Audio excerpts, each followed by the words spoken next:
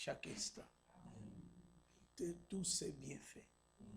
C'est parce que l'homme, peut-être voilé dans son corps de chair, n'arrive pas à voir et comprendre ce que Dieu fait pour chacun de nous chaque jour.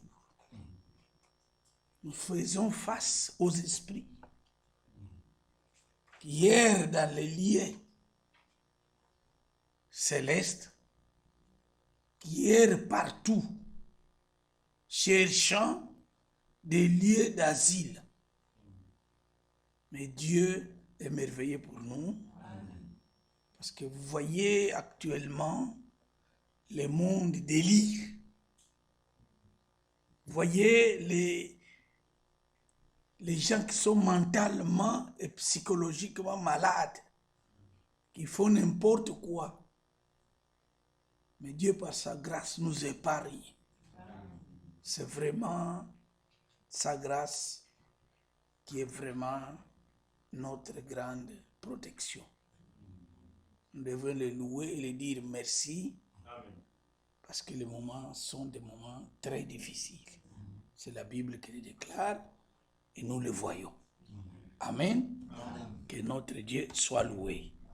Nous allons nous mettre debout pour lire la parole dans l'évangile de Marc, au chapitre Marc chapitre 11, du verset 20 jusqu'au verset 22. Le matin, en passant, les disciples virent les figuiers séchés jusqu'aux racines.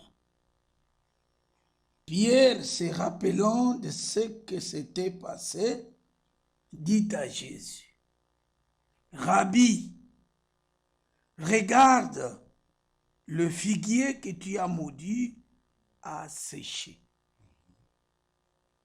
Jésus prit la parole et leur dit, « Ayez foi en Dieu. » Amen. Amen. Amen. Vous pouvez vous asseoir, que Dieu vous bénisse. Amen. Ayez foi en Dieu. Hier, nous avons vu cette question, ces mots que communément nous entendons parler dans le monde de ceux qui prient, la foi. Et nous avons vu quelle est l'importance de la foi. Dans certains éléments que nous avons essayé de décortiquer, nous avons vu que la foi est essentielle et fondamentale pour celui qui est chrétien. Maintenant, Jésus, ici, un événement s'était produit. Les disciples le reconnurent.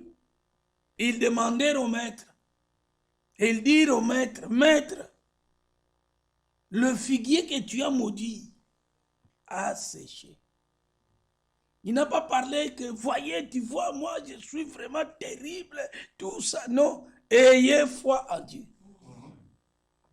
C'est suffisant. Ayez confiance en Dieu. Donnez crédit à la parole de Dieu.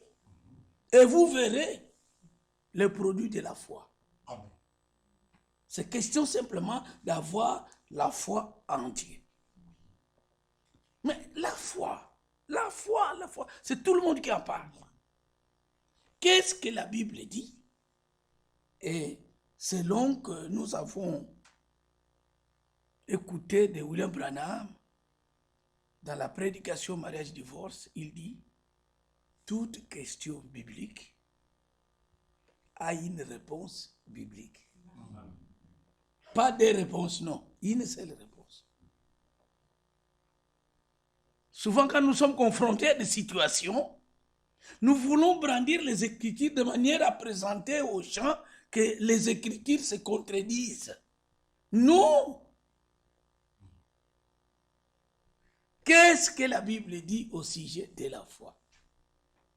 Nous voulons parler un peu de ce que la Bible appelle les héros de la foi.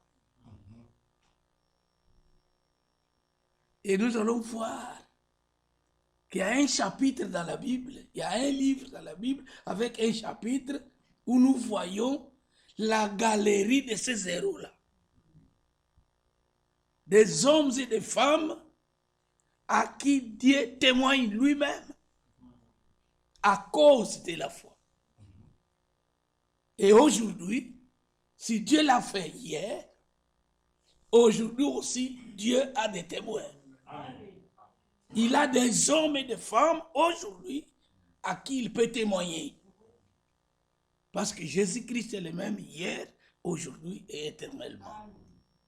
Hébreux chapitre 11, verset 1. Or la foi est une ferme assurance des choses qu'on espère. Une démonstration de celles qu'on ne voit pas. Amen. Alléluia. Amen. Ça, c'est la définition. La foi, c'est une ferme assurance. Vous vous rappelez, hier, nous avons parlé d'Abraham avec 3 caractéristiques qu'il démontrait dans sa vie. Il ne s'est jamais affaibli. Il ne douta jamais. Et il avait la pleine assurance de tout ce que Dieu promet, il le fait. Or, la foi est une ferme assurance des choses qu'on espère. Donc, tellement sûr, tellement accroché à cela, que ni la mort, Romains 8. Moi, j'aime toujours laisser la Bible parler. Et puis, nous suivons derrière. Romains 8. Nous lisons souvent ces chapitres.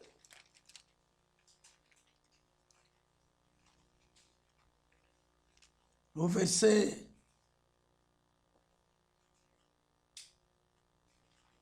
31. Que dirons-nous donc à l'égard de ces choses? Si Dieu est pour nous, qui sera contre nous? Amen. Tout ça, c'est question de l'assurance. Si Dieu est avec moi, peu importe ce que la maladie fait, peu importe ce que le monde fait, personne, même s'il est contre, il ne peut pas réussir. Parce que Dieu est avec moi. Dieu est avec nous. Moi, quand je regarde ce qui se passe dans le monde du message, c'est toujours le diable dans son chantage. Mais peu importe ce que le diable fait, ce message est ainsi dit le Seigneur. Il va accomplir ce pourquoi Dieu l'a envoyé. Ce message ne faillira jamais. Peu importe ce que les hommes diront. Vous entrez à l'internet, vous voyez des sites qui contredisent les messages, qui parlent de choses contraires. Peu importe cela, ma foi ne s'affaiblira jamais. Bien au contraire, ça me raffermira davantage. Si Dieu est avec nous, qui sera contre nous? Lui qui n'a point épargné son propre fils, mais il l'a livré pour nous tous. Comment ne nous donnera-t-il pas aussi toutes choses avec lui? Qui accusera les élus de Dieu? C'est Dieu qui justifie. Qui les condamnera? Christ est mort. Bien plus, il est ressuscité. Il est à la droite de Dieu et il intercède pour nous. Ah, l'intercesseur, c'est Dieu, c'est Jésus. Ce n'est pas Marie. Non. Il intercède pour nous nuit et jour. Vous ne vous imaginez pas. Moi, je me pose souvent la question. Vous êtes endormis sous le sommeil. effacé. Est-ce que tu te rends compte qu'est-ce qui se passe pendant ce temps-là? Il y a de ceux qui vont dormir, ils ne se réveillent plus. Et quand nous nous réveillons, on dit, ah, Seigneur, merci. Qu'est-ce qui s'est passé à ce moment-là? Qu'est-ce que Dieu a fait? Parce que seul Dieu connaît ces choses. Vous pouvez mettre des caméras pour vous surveiller, mais cet élément-là, la caméra ne va pas capter ça. Ça va lui échapper. Dieu retient le souffle. Et quand il veut te réveiller, il te remet encore le souffle. Et tu te réveilles. Comment ne pas dire merci Seigneur? Gloire à Dieu, parce que nous les enfants de Dieu, Dieu nous a appris à toujours les glorifier, les remercier, les rendre grâce tout le temps. N'oublie jamais dans ta vie de dire toujours à Dieu, merci beaucoup Seigneur. Parce qu'il y a des choses qui se passent que seul Dieu connaît. Nous, si nous connaissons quelque chose, parce qu'il nous a révélé sa parole. C'est vrai, le monde aujourd'hui est à la dérive. Il y a beaucoup de choses que le Satan fait, que si nous pouvions avoir des yeux pour voir, on serait nuit et jour près de Dieu. Parce que celui qui est auprès de Dieu a l'espérance. En dehors de Dieu, il n'y a pas d'espérance. Continuons. Qui nous séparera de l'amour de Christ?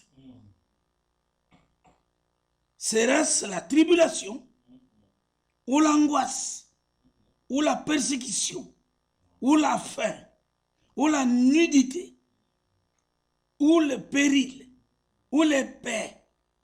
Selon ce qui est écrit, c'est à cause de toi qu'on nous met à mort tous les jours, qu'on nous regarde comme des brebis destinées à la boucherie.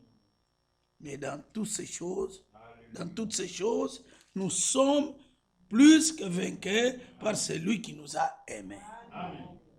Ici, nous voyons qu'il est en train de citer un certain nombre d'obstacles. Peut-être qu'il pouvait nous éloigner de Dieu, mais jamais. Aucun de ces obstacles ne pourrait nous éloigner de Dieu. Et la Bible continue, car j'ai l'assurance que ni la mort, ni la vie, ni les anges, ni les dominations, ni les choses présentes, ni les choses à venir, ni les puissances, ni la hauteur, ni la profondeur, ni aucune autre créature ne pourra nous séparer de l'amour de Dieu manifesté en Jésus-Christ notre Seigneur. Amen. Ni même l'argent. Parce que nous aujourd'hui, dans le message, quand on a de l'argent, on devient orgueilleux. On regarde les serviteurs de Dieu avec des dents. Frère, passez chez moi, je vais vous donner ma dîme. Ah bon? Moi, je ne viens pas. À ta dîme? Bon, ta dîme donne à tout celui que tu veux, pas à moi. La dîme, c'est dans la maison de l'Éternel. Comment tu te démontres avec arrogance ce langage? Parce que tu as l'argent maintenant. Donc, il regarde les gens comme je ne sais pas quoi. Pourquoi? Il a l'argent. Non, frère. Pour nous sommes tellement sûrs de ce Dieu que même l'argent ne peut pas me séparer de Dieu. Bien au contraire, je serai plus zélé. Quand on voit quelqu'un qui, quand il n'a rien, il est zélé pour Dieu. Et quand Dieu lui donne le matériel, il s'éloigne. Il n'a jamais vécu réellement l'expérience de la conversion. Parce que la conversion, quand on est converti, on est converti. Amen. Tu ne seras plus jamais comme auparavant. Amen. Non. Dieu a changé même ta nature. Tel comme nous l'avons entendu hier, Dieu a injecté en toi sa nature. Et vous allez amener la nature de Dieu où? Parce que Galates 2, 20 dit, si je vis, ce n'est plus moi qui vis, c'est Dieu qui vit en moi. Vous allez amener Dieu où? Dans le monde? C'est impossible. rien ne pourra nous séparer. Alors la foi, c'est une ferme assurance. Alléluia. Mais frère, vous qui avez des automobiles et tout ça, vous avez des assurances et tout ça là pour protéger vos engins, pour protéger la maison. Il y a même l'assurance vie. Oh, que Dieu soit loué. Assurance vie. Mais l'assurance, c'est Dieu qui donne cette assurance. Je peux avoir aujourd'hui l'assurance vie, demain je vais mourir. Et alors? Mais quand Dieu t'assure, c'est fini. J'ai toujours dit ça dans ma vie. À moins que Dieu le décide. Autrement, je serai toujours debout en prêchant la parole. On ne partira pas, nous sommes là. Pourquoi? Parce que Dieu l'a décidé ainsi. Une ferme assurance. Vous les francophones et les francophiles, trouvez le vocabulaire. Une ferme assurance. Tellement sûre, tellement ferme. C'est comme une colonne appuyée sur les rocs, inébranlable. Vous ne pouvez jamais bouger cette pylône-là. C'est la foi. La foi envers quelque chose, pas une foi vide, non. La foi est basée sur une promesse. C'est comme nous avons lu hier dans Romains 9. Au verset 8 et 9. C'est-à-dire que ce ne sont pas les enfants de la chair qui sont des enfants de Dieu. Amen. Amen. Non, non, pour devenir enfant de Dieu, il ne faut pas être un enfant de la chair, non. Et pour aller plus loin, pour être aussi enfant, il faut que vous soyez né. Et avant que tu sois né, tu dois être aussi engendré par quelqu'un. Et que c'est Dieu. Et quand vous êtes né dans le royaume de Dieu, on t'appellera enfant de Dieu. Autrement, non. C'est-à-dire, ce ne sont pas les enfants de la chair qui sont des enfants de Dieu, mais ce sont les enfants de la promesse qui sont regardés comme postérité. Voici en effet la parole de la promesse. Je reviendrai à cette même époque et Sarah aura un fils. C'est ça la parole de la promesse que Dieu donna à Abraham et qui produisait en Abraham la foi, la confiance, ne jamais douter dans la promesse de Dieu et témoigner. Il ne suffit pas seulement accepter, mais accepter, ne doutez pas et témoigner. Ta vie doit témoigner que quelque chose vous a été promis et que tu es sûr que cela, tu l'auras. Et tu ne peux pas être ballotté de tous les vents de doctrine. Une ferme assurance des choses que nous espérons. Une démonstration des choses qu'on ne voit pas. Je crois que vous comprenez très bien la chose. Des choses que vous n'avez jamais expérimentées, ni vécues, ni vues. Mais tu crois qu'elles existent et que vous les verrez. Et cette fois-là, Dieu donne la vie et il renouvelle cela en chacun de nous. Peu importe les circonstances, tu seras toujours ancré dans les choses que Dieu a promises. Et elles auront toujours lieu. Écoutez, Luc 1. Luc 1.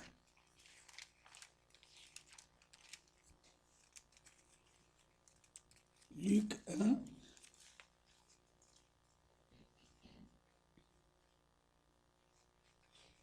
Verset 45. Nous pouvons commencer au 44. Car voici aussitôt que la voix de ta salutation a frappé mon oreille, l'enfant a tressailli d'allégresse dans mon sein. 45. Heureuse celle qui a cru, parce que les choses qui lui ont été dites de la part du Seigneur auront leur accomplissement. Amen. Quelle reconnaissance Marie dit fait. Quelle reconnaissance, chers frères et sœurs. Quand Dieu vous dévoile quelque chose, quand quelque chose se produit dans votre expérience, vous chanterez toujours. Amen. Vous louerez l'Éternel. Et dans votre bouche, vous direz comme Marie, heureuse celle qui a cru. Amen. Oh, il est question de la foi. Amen. Heureuse celle qui a cru. Parce que les choses qui lui ont été dites de la part de l'Éternel auront leur accomplissement. Amen. Nous aussi, bien-aimés frères, c'est lui qui a la foi d'Abraham. Il est erré. Amen. Et les choses auxquelles tu es accroché fermement, qui ont été dites de la part de Dieu, elles s'accompliront certainement. Amen. Parce que Dieu ne faillit jamais. Une démonstration des choses qu'on ne voit pas. Nous parlons avec toute assurance des choses de la vie éternelle, des choses du royaume des cieux, avec assurance, comme on dirait que j'étais là. C'est comme quelqu'un qui va parler de la Belgique, il n'a jamais été en Belgique, il va dire tout ce qui est de l'histoire de la Belgique. Et tout le monde lui demande, mais toi, comment est-ce que tu étais là? Non, je ne suis pas encore allé là-bas, mais j'ai appris dans les livres.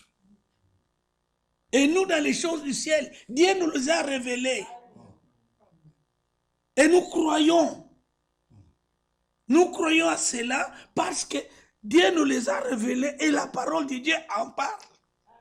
Et le jour viendra où nous irons toucher cela. 1 Jean 3. 1 Jean 3. 1 et 2.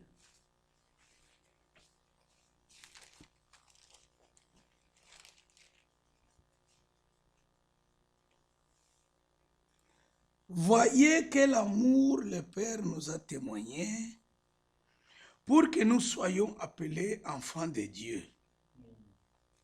Et nous le sommes. Si le monde ne nous connaît pas, c'est qu'il ne l'a pas connu. Bien-aimés, nous sommes maintenant enfants de Dieu. Et ce que nous serons n'a pas encore été manifesté. Mais nous savons que lorsqu'il paraîtra, nous serons semblables à lui. Parce que nous le verrons tel qu'il est. Amen. Quiconque a cette espérance en lui se purifie comme lui-même est pur. Amen. Ah, je crois que je suis enfant de Dieu. Peu importe ce que le monde me dira, moi je sens dans mon cœur que Dieu m'a régénéré. Mais ce que nous serons n'a pas encore été manifesté. Mais quand lui, premièrement, se manifestera, alors nous aussi, nous allons nous manifester. Et nous le verrons. Nous le connaîtrons tel qu'il est. Et Dieu aime les gens pareils. Qui témoignent ces choses. Sans même les toucher. Parce qu'il est écrit dans 2 Corinthiens chapitre 5. J'ai vu quelque chose que j'ai lu ce matin. 2 Corinthiens chapitre 5.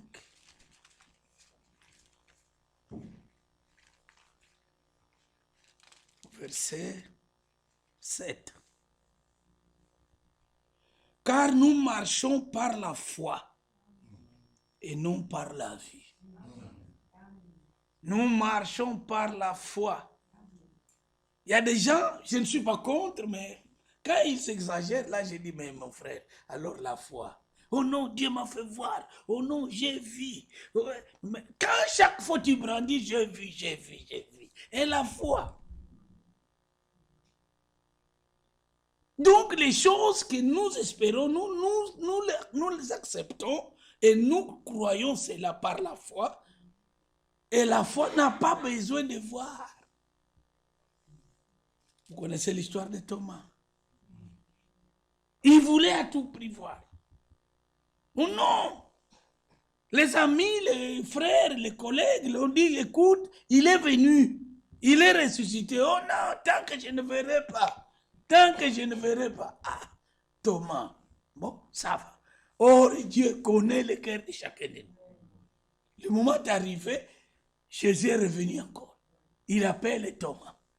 Thomas, viens. Mets ta main ici, là. Mets ta main du côté. Mon Seigneur, mon Dieu. Ah, heureux, c'est lui que même n'ayant pas vu, cru. Amen. Oh, la place de la foi dans nos vies. Croyez que ce que nous vous parlons, c'est la parole de Dieu. C'est la. Qu'est-ce qui nous fait mal, nous, dans le message, dans la foi? La parole ne nous manque pas. Nous avons la parole pour chaque question. Mais où est le problème? Nos cœurs sont tellement résistants et nous essayons toujours d'aider l'écriture. Non, ici, il voulait dire, non, ce qu'il voulait dire, c'est ce qui est écrit. Mais il va vouloir encore quoi? Bien aimé, nous avons tout. Oh, l'ordre de l'église, la Bible est là. Oh, le ministère, la Bible est là. Oh, le mariage, la Bible est là. Peu importe ce qui est question doctrinale ou biblique, la parole, qu'est-ce qu'elle dit? Et accrochez-vous seulement à ce que la Bible dit. Fini. Ne raisonnons pas. Oh non, c'est dit, tu vois. Donc, il n'y a pas de donc. Quand il a dit qu'il y ait la lumière fut. Fini. Il a dit une vierge concevra. Fini. Attendez, la chose est arrivée. Tout ce que Dieu dit dans sa parole ne faillira jamais. C'est comme quelqu'un qui a faim et qui a le chèque pour aller à la banque chercher de l'argent. Et il regarde le chèque, il dit, mais ce papier. Mais le papier garde un secret. L'argent est là. Quand tu seras à la banque, tu donnes seulement ce papier, la banque va te donner l'argent et tu vas acheter ce que tu veux pour manger. Mais il meurt de faim parce qu'il ne comprend pas ce qui est entre ses mains. Il dit non, c'est un papier. C'est comme nous avons la parole. Où sera le problème?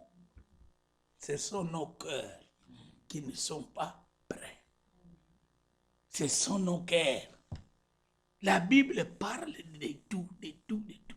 Même ici, dans nos assemblées locales, nous avons des problèmes, même chez moi, des problèmes. Mais où est la solution? C'est toujours la parole. Il y a des gens qui font tout le possible pour nous distraire, pour que la parole ne puisse pas s'accomplir. Mais l'incrédulité n'arrêtera jamais Dieu. L'incrédulité arrêtera l'incrédule, le privera de toutes les bénédictions du ciel, et à la fin, il lui enverra en enfer. Mais ceux qui ont la foi, ils vont toujours avancer avec Dieu. Amen. Une démonstration, une ferme assurance, une démonstration des choses qu'on ne voit pas. Oh, que notre Dieu soit loué. Amen. Il va plus loin encore au verset 2. Pour l'avoir possédé, quoi, la foi? Les anciens ont obtenu un témoignage favorable. Dans l'ancien temps, tous ces hommes et femmes qui ont combattu par la foi. La foi même qu'ils témoignèrent leur a donné un témoignage favorable. Ils firent accepter par Dieu à cause de la foi. Quand vous avez confiance en la parole de Dieu, Dieu te témoignera partout. Ayez seulement confiance à la parole. Ne regarde pas les gens. Regarde seulement ce que la Bible dit. Regarde aux promesses de Dieu du moment. Accrochez-vous à cela. Vous verrez, Dieu va vous témoigner partout. Il suffit seulement de brandir et de témoigner la foi de la Bible. Dans les promesses de Dieu, Dieu va te témoigner. Partout où tu iras, Dieu sera devant toi. Et rien ne te fera obstacle. Et tu verras même. Et tu rendras même grâce. Et tu témoigneras, tu diras, le Seigneur m'a fait grâce. Qu'est-ce qui était à l'avance? C'est la foi en Dieu. Amen. Les anciens ne sont pas les premiers qui prions et qui connaissent Dieu. Non. Moi, j'ai souvent dit ça à mes frères. Ne croyons pas que nous sommes les premiers. On veut démontrer des choses. Non. Il y a eu des hommes et des femmes que la Bible témoigne. Nous, qu'est-ce que nous faisons, nous autres? Essayez de faire encore, de vivre un peu ces expériences que les autres ont vécues. Ils étaient emprisonnés, beaucoup de situations. Mais ils ont gardé la foi parce qu'ils savaient que même si je meurs aujourd'hui en martyr, la résurrection est là. Les diables nous dérangent seulement quand on est malade, quand on voit que tu vas mourir, tu commences à sursauter d'ici. Non, sois calme. Nous avons passé par ces expériences. Je suis arrivé à un niveau, je dis, bon, c'est fini, même si je pars, je pars. Même si je pars, c'est fini. Bon, qu'est-ce que tu vas faire?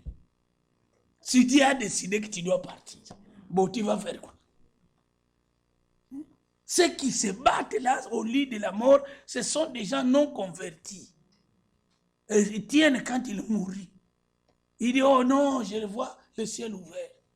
Quelqu'un qu'on est en train de lapider, qu'il fallait peut-être pleurer et dire que non, ça me fait très mal, mais il dit, oh, je vois le ciel ouvert.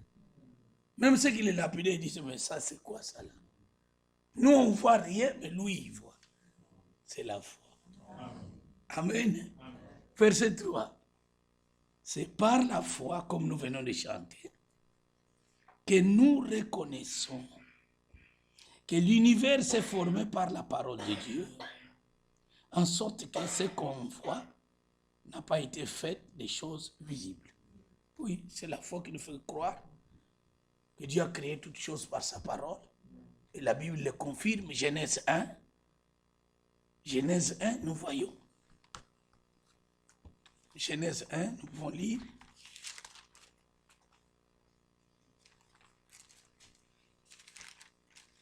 Verset 1. Au commencement, Dieu créa les cieux et la terre. Amen. Amen. Ça, c'est la parole. Et je crois. Mais vous allez me demander, mes frères, explique. Je vais expliquer quoi? Je crois ce qui est écrit. L'explication viendra après. Oh non, mais comment tu vas croire seulement? Mais c'est ce qu'on me demande, de croire à la parole. Ici, il est dit qu'au commencement, Dieu créa les cieux et la terre. Amen. Nous allons au chapitre Jean 1, lui aussi témoigne. Jean 1, verset 1, 3. Au commencement était la parole, et la parole était avec Dieu, et la parole était Dieu. Elle était au commencement avec Dieu, là, Genèse. Amen. C'est la parole qui était depuis là, le commencement. Oui. Et la parole, c'est quoi? C'est une pensée exprimée. Dieu avait une pensée. Tout ce que nous sommes, tout ce que nous voyons, c'est la manifestation de la pensée de Dieu. Si nous sommes là, nous sommes aussi une manifestation de la pensée de Dieu. Dieu savait que tu serais là. que nous serions là. Et il dit qu'au commencement était la parole. La parole, c'est la pensée de Dieu qui a été exprimée. Ce que nous sommes, c'est ce que Dieu voulait. Un serviteur de Dieu nous a prêché chez nous. Et il nous disait, frère bien-aimé, nous devons remercier le Seigneur de ce qu'il nous a fait, des personnes, des hommes et des femmes. C'était sa volonté. Que Kojme soit là, que Kwira soit là. Bon, posez-vous un peu la question. Si lui, il voulait que nous soyons des bêtes, parce qu'il a fait les choses selon son bon plaisir. Que non, Kojme voulait qu'il soit bête. Or, dans tout ce que Dieu fit, l'homme est l'être supérieur. Donc, cette pensée-là m'a pénétré, j'ai glorifié le Seigneur. Bon, si Dieu voulait que je sois un servant, bon, qu'est-ce que tu allais dire? Oh non, moi je ne veux pas être servant. C'est impossible. Dieu a voulu que nous soyons des hommes. Je crois que si les animaux avaient la pensée, il allait nous envier. Parce que c'est la position la plus élevée et supérieure de toutes les créatures de Dieu. L'homme. Alors, c'est les animaux qui marchent à quatre pattes. Vous imaginez, il fait froid, ils n'ont pas de couverture. Mais nous, Dieu nous a fait des êtres supérieurs. Il a placé en nous l'intelligence et nous avons découvert ce qu'il faut pour la survie de l'homme. Gloire à Dieu. Parce que nous sommes des êtres humains, des êtres supérieurs. Imaginez pas ça, frère. Lors de la chute, si c'était nous, la pensée de l'homme, qu'est-ce qu'on allait faire? Bon, tous ceux qui ont péché, allez, disparaissez-vous, je vais créer d'autres pour savoir que je suis tout puissant. Mais non, le même qui sont tombés, c'est le même qui l'a relevé. Parce qu'il était en lui, avait un attribut sauveur. Le simple fait de voir ces choses, permettez-moi, nous voyons par là que l'homme a beaucoup plus de la valeur auprès de Dieu qu'une autre chose. Et le calcul de William Branham me dit qu'une âme équivaut à 10 000 mondes. Vous imaginez ça? Donc, ça dit pour montrer que l'homme a une grande valeur auprès de Dieu. C'est l'unique être humain de tout ce que Dieu a créé qui est plus élevé en valeur. Même la complexion physique de l'homme diffère de tout autre animal. Oh, que notre Dieu soit loué. Amen. Nous devons toujours être reconnaissants envers Dieu pour ce qu'il fait pour nous. Amen. Les anciens avaient une confiance totale en Dieu, en sa parole, qu'ils mourirent sous la foi. Ce que nous avons lu hier, Hébreux 11, faire le dernier verset.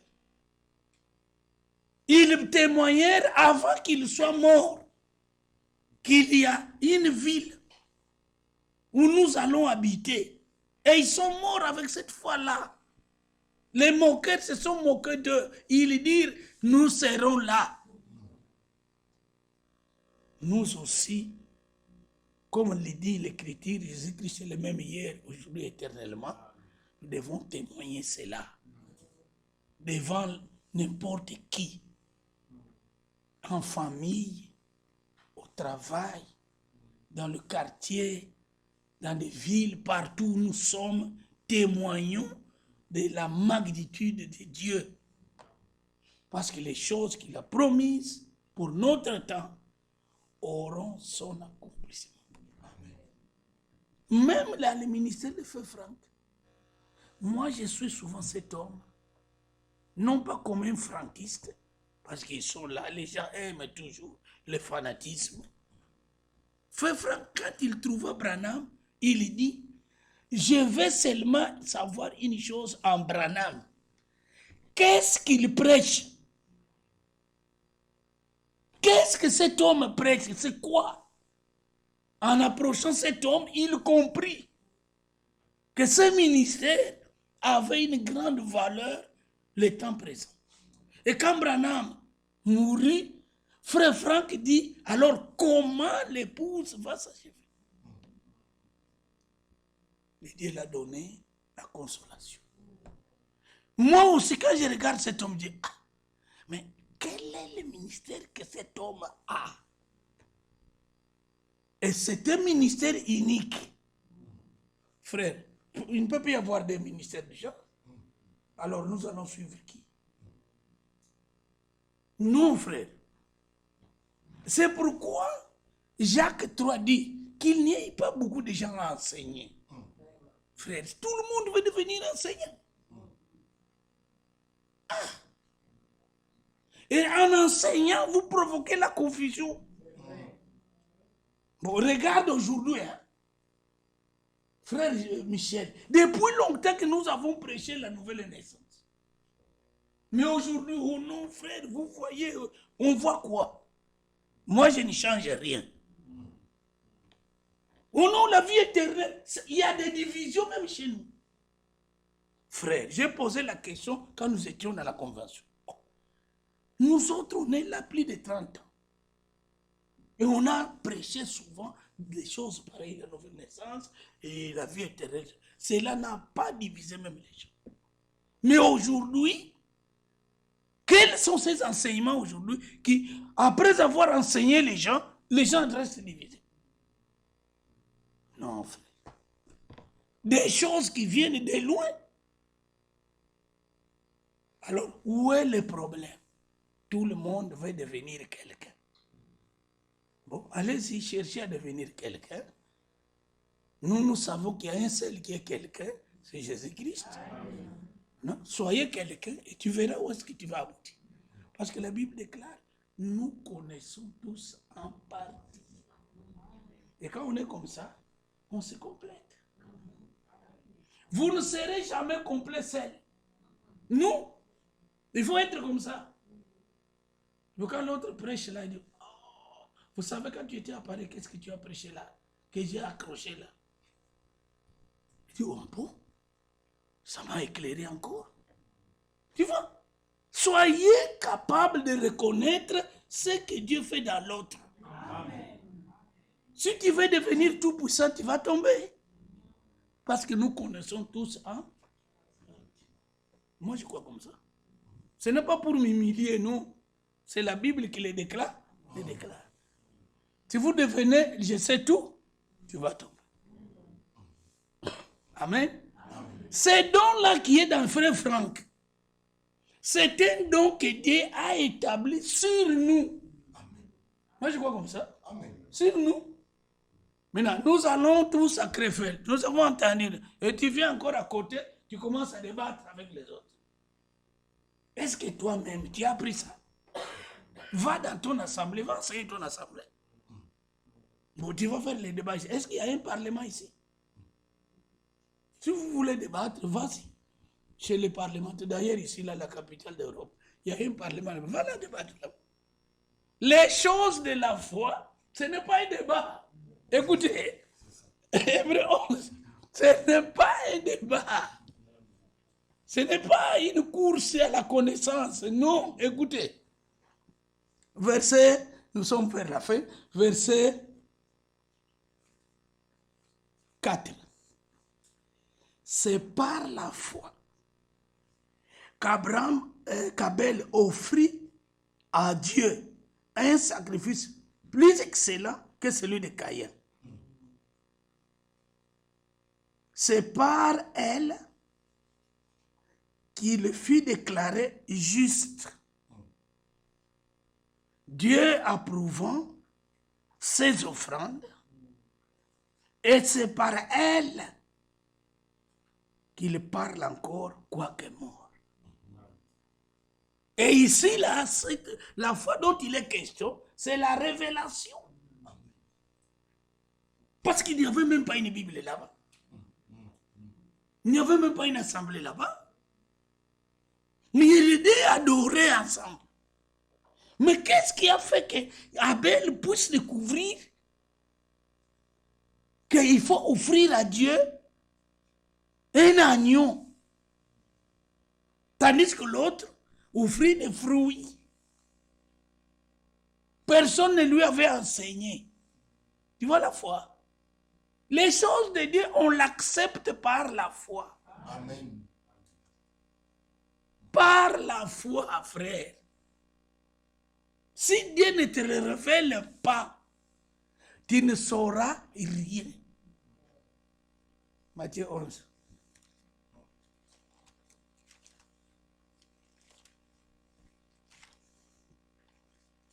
Matthieu 11, 26, 27.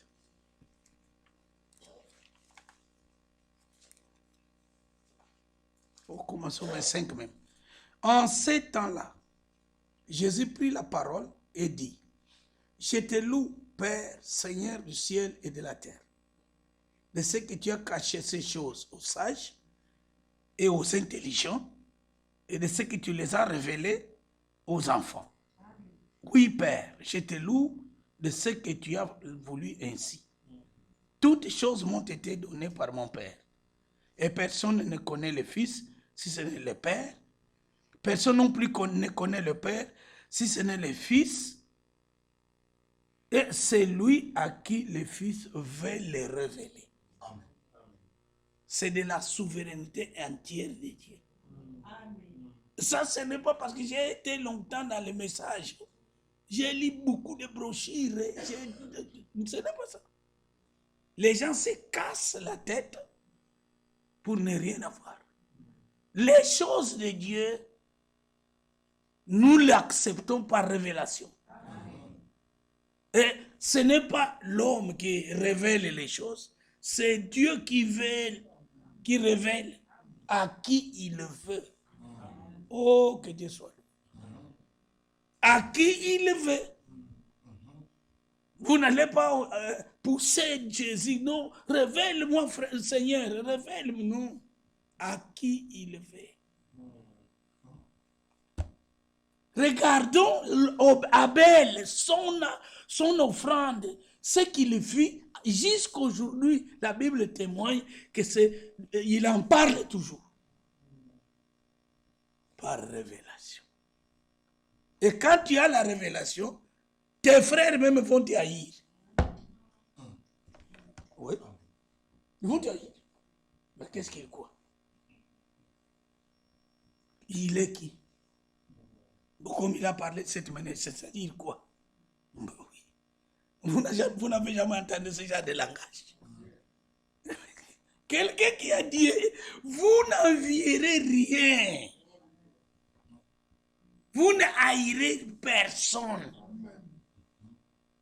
Vous arriverez même à faire ce que la Bible dit, aimez vos ennemis. Faites-les du bien. C'est la parole. Abel ne fit rien. Mais il était déjà poursuivi par son frère. Galates 4. Frère bien-aimé, le temps est arrivé où chacun de nous doit sonder son cœur. Parce que le cœur de l'homme est tortueux, plus trompeur que jamais. Qui le connaît, dit la Bible. Mais Dieu sonde le cœur et les reins. Galates 4.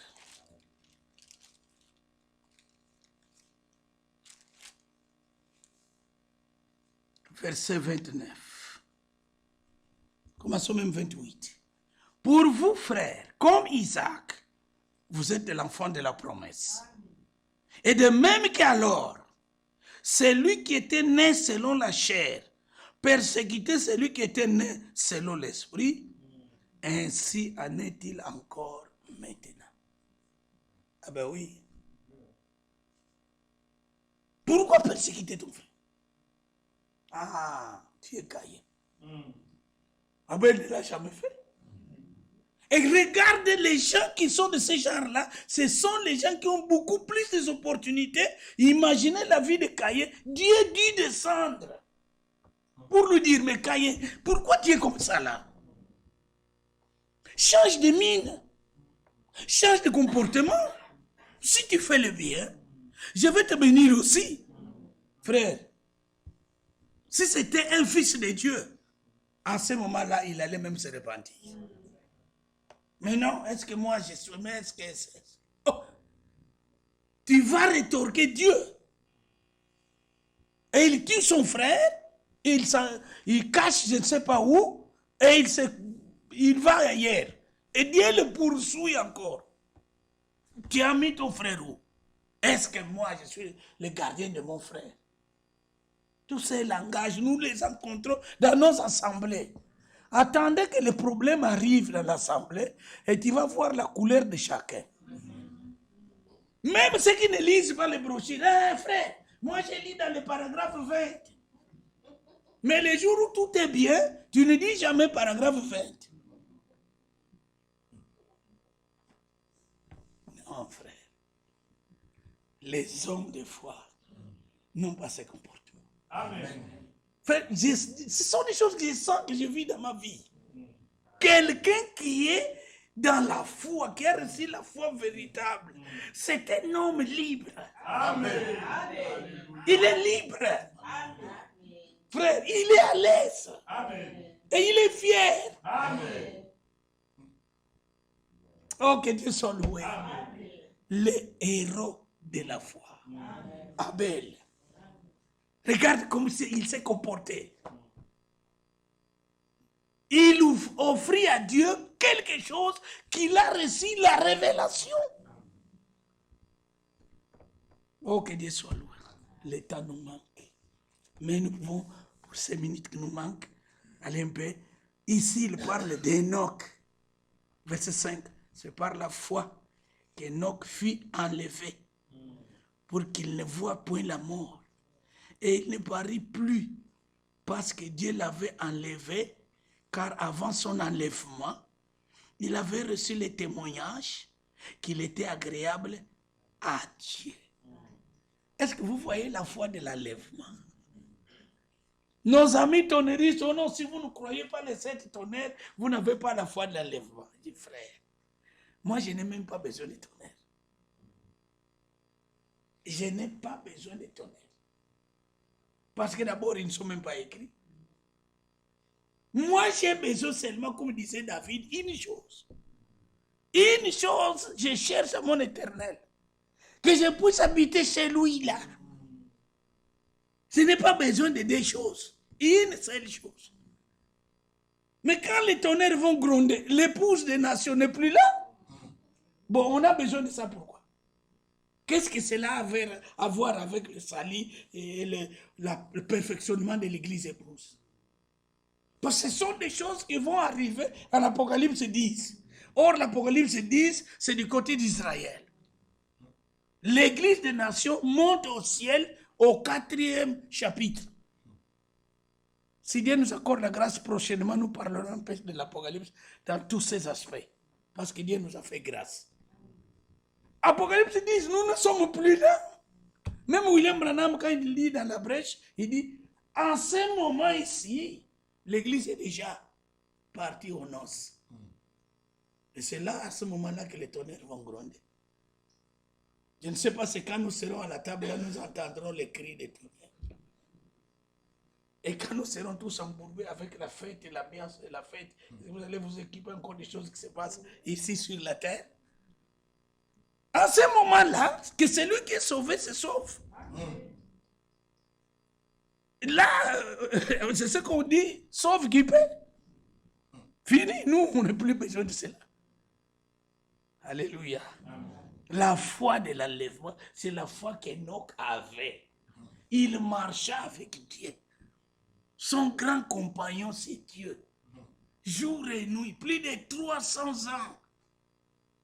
À marcher avec Dieu sans vaciller, sans faiblir, sans douter, pleinement assuré et convaincu. Dieu regarda cet homme et dit non, non, non, non, non. je lui donne un privilège. Il ne va pas mourir, et non, il ne va plus rester sur la terre, allons-y. Et il est parti.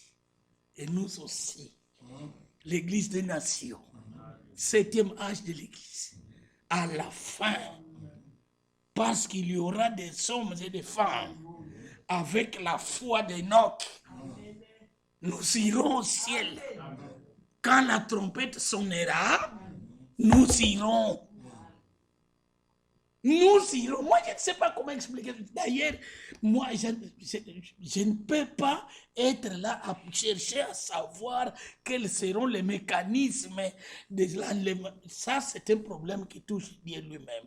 Mais c'est que moi, je crois que je quitterai la terre pour aller au ciel. On n'aura pas besoin de masques à gaz ou de bouteilles d'oxygène comme ceux qui vont à la Lune. Nous, c'est simplement dans un clin d'œil. Nous serons enlevés. Amen. Amen. Moi, c'est ce que je crois. Amen. Oh, que Dieu soit loué. Vous connaissez l'histoire d'Enoch depuis son âge là. Même Gide en parle. C'est à cause de cela que le Seigneur a dit que l'Éternel vient avec ses myriades. Enoch, le 7e des patriarches. L'enlèvement d'Enoch, c'est l'image même de notre enlèvement, parce que le 7e patriarche correspond au 7e âge de l'Église. Enoch est parti. Que Dieu soit loué.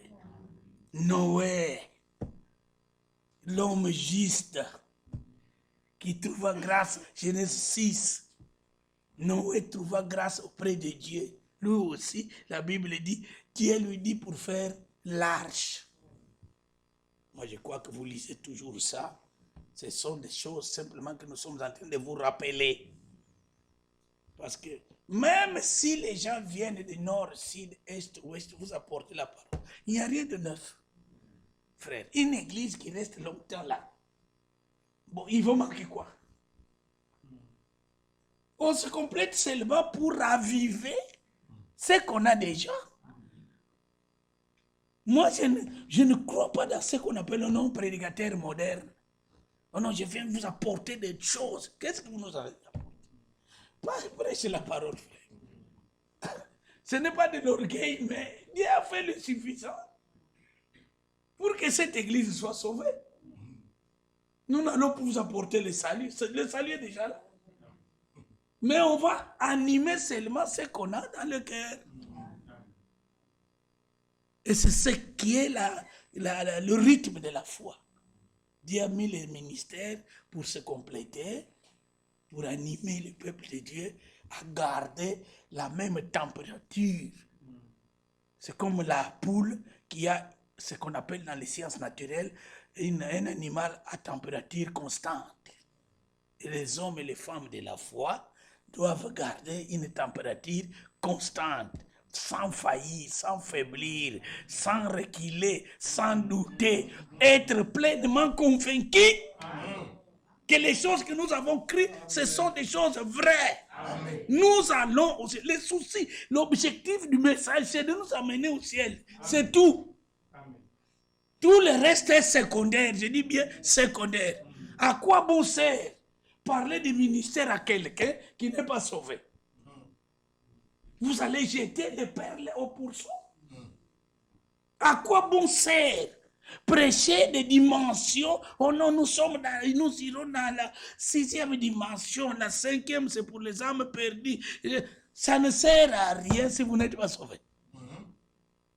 Et c'est ce qui produit de l'orgueil. Oui, la connaissance enfle. Ça produit de l'orgueil. Mais celui qui est sauvé sera toujours quelqu'un qui va remercier Dieu pour avoir obtenu cette grâce. Eh Seigneur, combien nous sommes nés dans la famille. Mais je suis celle que Dieu a épargnée. Oh Dieu, moi je suis qui? Voyez comment tu vas te comporter. Quand tu regardes autour de toi, dans ta propre famille, combien Dieu a appelé.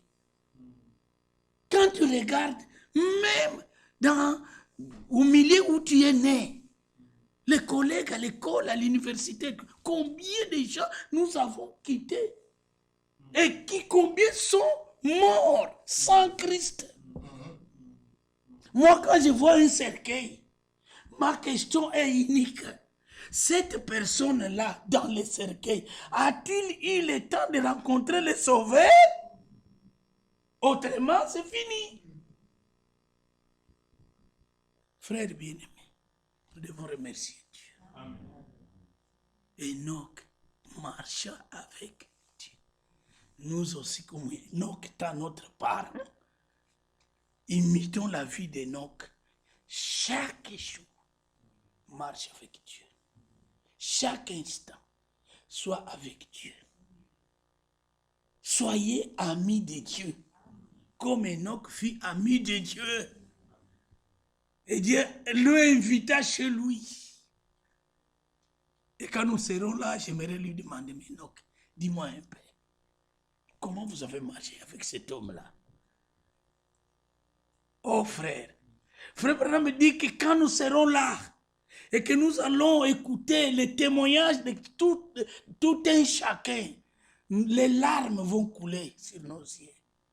Parce qu'on aura droit à y rester celui qui a combattu le bon combat de la foi et qui a vaincu. Là, c'est la place des vainqueurs. Dans ma prière, j'ai toujours dit, Seigneur, je veux seulement une chose, que je sois compté parmi les vainqueurs de cet âge. Et pour que tu sois vainqueur, il faut combattre. Pour terminer, Jude 3.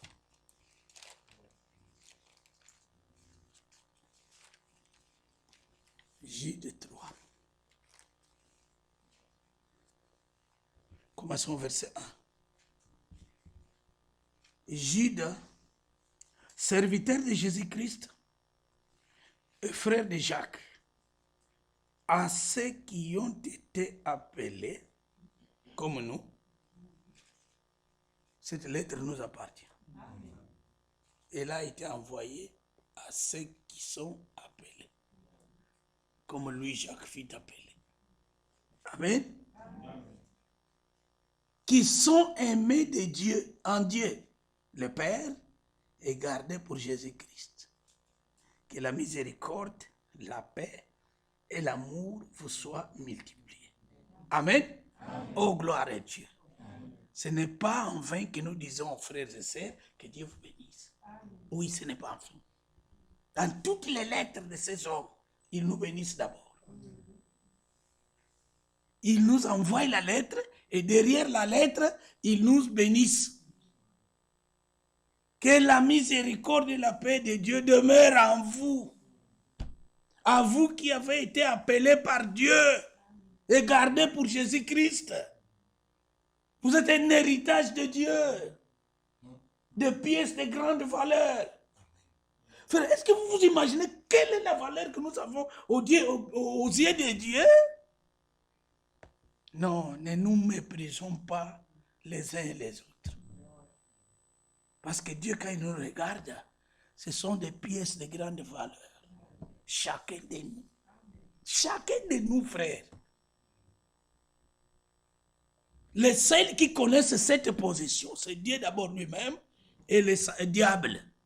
Diable connaît qui nous sommes. Mais nous-mêmes, nous ignorons. Le diable connaît, c'est pourquoi il nous combat.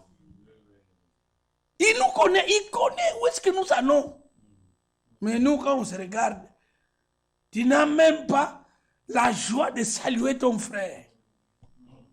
Miséricorde. Quand je ne suis pas en mesure de saluer mon frère avec joie, il y a quelque chose qui ne va pas. Non, frère.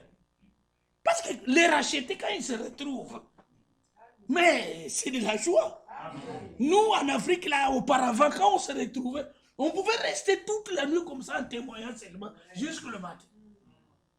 Et puis on s'est dit, mon frère, que Dieu te bénisse pas dans la peine. Je vais travailler, moi aussi je vais travailler. Toute la nuit, en témoignant seulement ce que Dieu a fait à chacun. Où est cet amour? Ici, nous tous, nous avons de la valeur. On n'a pas droit d'exclure quelqu'un. Non. Tous ont de la valeur auprès de Dieu, les uns et les autres. Moi, quand tu viens, oh non, frère, quand tu vois les frères, je dis, frère, laisse ça, parce que c'est ça le poison qui tue les gens. Laisse ces histoires. Laisse.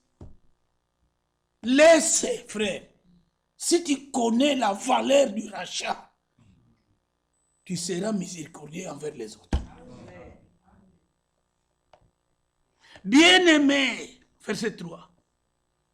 Alors que je désirais vivement vous écrire au sujet de notre salut commun, je me suis senti obligé de vous envoyer cette lettre pour vous exhorter à combattre pour la foi qui a été transmise aux saints une fois pour toutes. Amen. Amen. Oh, c'est une belle lettre. Mon désir était de vous exhorter, d'animer votre foi. Frères bien-aimés, par la grâce de Dieu, partout où je vais, j'aime animer les autres. Soyez dans la joie. Amen. Nous sommes sauvés. Amen. Le sang a coulé. Nous allons au ciel. Amen. Évitons le caractère mondain. Quand vous voyez quelqu'un qui garde toujours son comportement ancien, il n'est pas encore régénéré. Je vous ai dit hier, quand on est régénéré, le vieil homme disparaît. Le vieil homme, chacun connaît ce qu'il était avant. Et chacun connaît ce qu'il est maintenant. Si tu regardes les deux aspects ou les deux sphères et que tu ne vois pas un changement, continue encore à travailler. Parce que ce que nous étions, chacun de nous connaît. Et même nos voisins nous connaissent. Surtout moi. Ah mon Dieu, c'est pourquoi j'ai dit Seigneur merci. Quand je suis chez moi, tout le monde connaît. Toujours un mauvais témoignage à l'époque. Mais aujourd'hui, quand il me regarde, mais qu'est-ce qui est arrivé? Ben oui, c'est là où il y a le problème. Quelqu'un qu'on appelle Jésus a fait l'œuvre. Je ne suis plus le cosme d'auparavant, le militaire, le brita, ainsi de suite. Maintenant, un autre cosme qui seulement vit de la parole. Quand vous lisez les épîtres de Jean, ici, sa deuxième épître, il dit ici,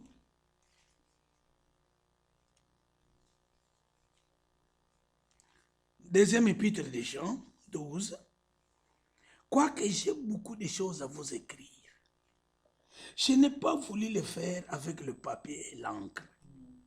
Mais j'espère aller chez vous et vous parler de vive voix, afin que notre joie soit parfaite. Je pouvais vous écrire, frère Michel, saluez les saints et tout. Non, laisse-moi aller à Bruxelles moi-même. Vous voir, vous côtoyer. Ça me fait du bien. Voyez? Il y a ce que Dieu met dans les prédicateurs, quelque chose, ce n'est pas parce qu'on est en train de chercher le matériel et tout, ce n'est pas ça. Mais aviver et animer la foi commune que nous avons. La visitation est une grâce, c'est une bénédiction. Chez nous, dans notre village, on dit, dans les langues vernaculaires, mieux vaut l'éléphant passer dans votre village, votre village sera renommé, que faire mourir l'éléphant dans votre village. Parce que l'éléphant, c'est un animal que tout le monde admire. Et c'est quoi? l'éléphant est passé chez nous. Ah! Comment vous étiez vous autres? L'éléphant, oui, l'éléphant. Moi, je regarde les trompes. Bon? Alors, ça devient il y a une information partout dans tous les villages. Écoute, là au village de Frère Jean-Claude, l'éléphant est passé là. C'est vrai. Ah! Donc vous serez connus. Votre village ira de l'avant. Amen. Et quand on se revoit comme ça, frère, imaginez-vous, il y a de cela 16 mois, j'étais au lit de l'hôpital, mourant. Dit, ah Seigneur, fais ma grâce. Et quand je vois mes frères, comment je ne serai pas dans la joie? Comment je vais vous apporter une prédication contradictoire pour mettre les gens en embarras? Quand vous voyez des prédicateurs comme ça, frère, je ne sais pas, je ne vous donne pas un ordre, mais si c'est chez moi, je dirais, frère, s'il te plaît, arrête avec ces choses. Parce que nous voulons des messagers de la bonne nouvelle. Amen. Parce que l'évangile, c'est la bonne nouvelle. Ce n'est pas la mauvaise nouvelle. Non. Et quand on se retrouve, vous garderez toujours un souvenir bon. Ah, les frères et filles, ils nous prêchaient, ah, c'était bien. Ah, voilà. Et c'est ce qui fait de nous bien. Amen. Amen. Les désirs vifs quand nous venons vous visiter, ou quand vous venez nous visiter, c'est d'animer ce qui est en nous. Ce que Paul dit à Timothée, anime ce qui est en toi. On a déjà quelque chose. On a déjà quelque chose. Alors, quand la prédiction vient, c'est pour entretenir cela. Et quand nous sortons d'ici, nous allons avec une ferme décision de continuer la marche jusqu'à ce que le Seigneur revienne. Que Dieu vous bénisse.